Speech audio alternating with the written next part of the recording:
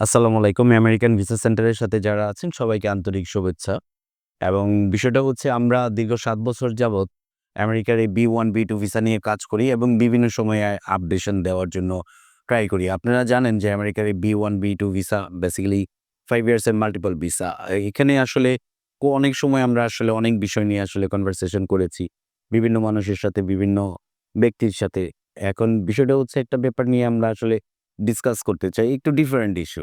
সেই ডিফারেন্ট ইস্যুটা হচ্ছে এরকম একটা এজেন্সি বা একটা ব্যক্তি আপনার ভিসা করার ক্ষেত্রে বা আপনার ভিসা হওয়ার ক্ষেত্রে কি পরিমাণ আসলে প্রভাব রাখতে পারে?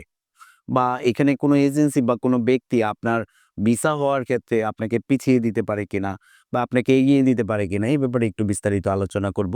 যেটা আপনাদের অনেকেরই এই বিষয়টা আসলে কাজে লাগবে আশা করি।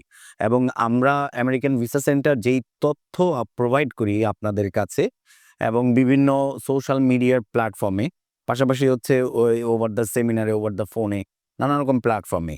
বাট এইখানেই আসলে যেইসব এজেন্সিগুলা বাংলাদেশে কাজ করেন, আমাদের ধারণা মতে হচ্ছে মেক্সিমাম এজেন্সিগুলার আসলে কাজ খুবই উইক, সিক। বাট এই ধরনের উইক এবং সিক যেই ওয়ার্কগুলা আসলে যারা করেন, তাদের কাছে আপনি কাজ করলে যেই জিনিসটা হবে সেটা হচ্ছে আপনি ভিসার থেকে কিন্তু অনেক বেশি পিছিয়ে পড়বেন। এবং পাশাপাশি আরেকটা বিষয় আপনাকে এনশিওর করতে চাই আপনাদের সবাইকে, সেটা হচ্ছে একজন ব্যক্তিও কিন্তু আপনাকে কিছু পরামর্শ দিয়ে আপনার ভিসার থেকে কিন্তু অনেক পেছনে নিয়ে যেতে পারে। তার অনভিজ্ঞতার কারণে এবং না জানার কারণে আরো অনেক বিষয় থাকে।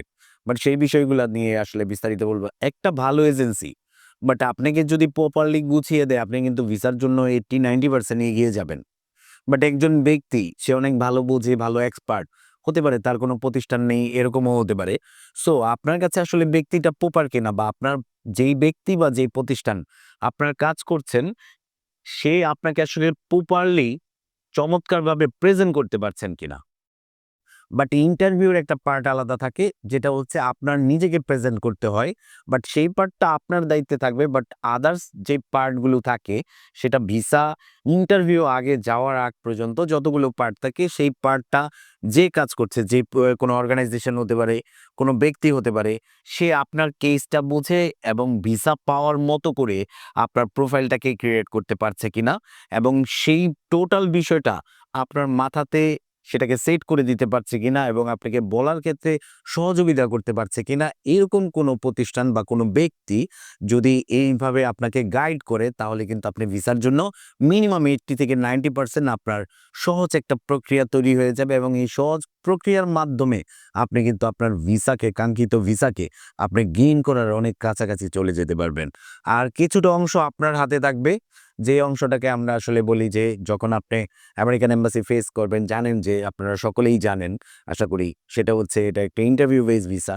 বাট ইন্টারভিউতে আপনি কি সে আপনার প্রপারলি এবং ফ্লুয়েন্সি রেখে সেই DS-160 যে ইনফরমেশনগুলো আছে বা যে ইনফরমেশনগুলা আপনি প্রোভাইড করেছেন তার সিমিলারিটি রেখে আপনি যদি ভিসা ইন্টারভিউতে সেটা যদি প্রোভাইড করতে পারেন, আমি নিশ্চিতভাবে বলতে পারি যে আপনি 100% ভিসা পাবেন। বাট এই 100% ভিসা পাওয়ার জন্য এটা হচ্ছে একটা উইন উইন গেম, যে আপনার কাজটা করছেন এবং পাশাপাশি হচ্ছে আপনি ইন্টারভিউ দিচ্ছেন। এটা উইন উইন গেম। আপনি 100% দিতে হবে এবং ওই প্ল্যাটফর্ম থেকেও কিন্তু যে এজেন্সি কাজ করছে, সেই এজেন্সিরও কিন্তু আপনাকে 100% দিতে হবে। বোথ কম্বিনেশনে কিন্তু আপনি আপনার ভিসাটাকে সাকসেস করতে পারেন, গেইন করতে পারেন। পাশাপাশি আরো অনেক বিষয় আমি বলব, বাট এটা করার জন্য আপনাকে সঠিক সিদ্ধান্ত নিতে হবে, সঠিক জায়গায় যেতে হবে এবং এজেন্সি যে ভূমিকাটা রাখবে সেটা আদৌ তারা আসলে এম্বাসিতে দাঁড় করানোর জন্য কাজ করে কিনা, বা আপনাকে ভিসা করানোর জন্য কাজ করে কিনা, এই বিষয়টা যদি আপনারা মাথায় রেখে এবং সঠিকভাবে সিদ্ধান্ত নিতে পারেন, সঠিক এজেন্সির কাছে যেতে পারেন, তাহলে কিন্তু আপনি ভিসা পাওয়ার ক্ষেত্রে অনেক দূরে এগিয়ে যাবেন। এমন প্রতিষ্ঠানে গিয়ে আপনার কাজ করবেন না যেটা ইন ফিউচার, যে আপনার ভিসা পাওয়ার ক্ষেত্রে আমেরিকান এম্বাসিতে আপনি নানা রকম জটিলতার সম্মুখীন হবেন।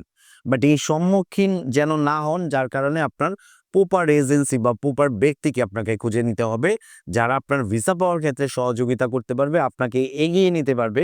এমন এজেন্সি সিলেক্ট করবেন না যেটাতে আসলে কম প্রাইসে, ঠিক আছে, অযৌক্তিক কথা দিয়ে বা অতিরিক্ত প্রলোভন দেখিয়ে আপনার প্রোফাইলটাকে রেডি করবে। সেটা কিন্তু আপনাদের মনে রাখতে হবে, যখন আপনারা ইন্টারভিউ প্রোভাইড করবেন বা এর আগে যারা করেছেন, আপনারা ১০ আঙ্গুলের ফিঙ্গার দিয়ে কিন্তু ওখানে ইন্টারভিউ ফেস করেছেন। সো আপনি যেই DS-160টা একবার সাবমিট করে ইন্টারভিউ ফেস করবেন, সেটা কিন্তু তাদের কাছে নথিভুক্ত থাকবে। সো আপনি প্রতিনিয়তই যদি এটা চেঞ্জ করেন, তাহলে কিন্তু আপনি অনেক বেশি জটিলতার সম্মুখীন হবেন। সো এমন কোনো এজেন্সি এসে খপ্পরে পড়ে আপনি সেটা কোনোভাবেই প্রলোভিত না হয়ে আপনি আপনার প্রোফাইলটাকে নষ্ট করবেন না। যার কারণে আপনাকে রাইট পারসন বা রাইট অর্গানাইজেশন, ঠিক আছে? আপনাকে বাছাই করতে হবে আপনার বিবেক বিবেচনা এবং যৌক্তিকভাবে চিন্তা ভাবনা করে, তাহলে আপনি আমেরিকার ভিসা 100% নিশ্চিত করতে পারবেন একটা চমৎকার গাইডলাইনের মাধ্যমে। ধন্যবাদ, আপনারা ভালো থাকবেন।